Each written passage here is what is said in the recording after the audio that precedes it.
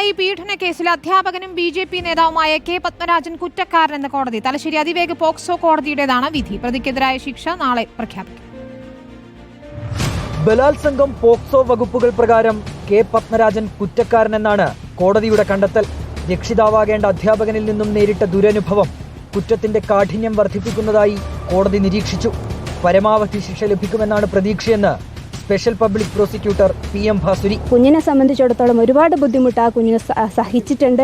അവർക്ക് കിട്ടിയ ഏറ്റവും വലിയ നീതിയാണ് ഇത് എന്നാണ് ഈ ഒരു ജഡ്ജ്മെന്റിനെ പറ്റി പറയാനുള്ളത്. തെളിവുകൾ കെട്ടിച്ചമച്ചതാണെന്നും മേൽക്കോടതിയെ സമീപിക്കുമെന്നും പ്രതിഭാഗം അഭിഭാഷകൻ. എത്രയും വേഗം മേൽക്കോടതിയെ സമീപിക്കും. അന്വേഷണം അട്ടിമറിച്ചു, വ്യാജ തെളിവുകൾ ഉണ്ടാക്കിയെന്നാണ് നമ്മുടെ പോയിന്റ്. 2020 ജനുവരിയിലാണ് 10 വയസ്സുകാരിയായ പെൺകുട്ടി പീഡനത്തിനിരയായത്.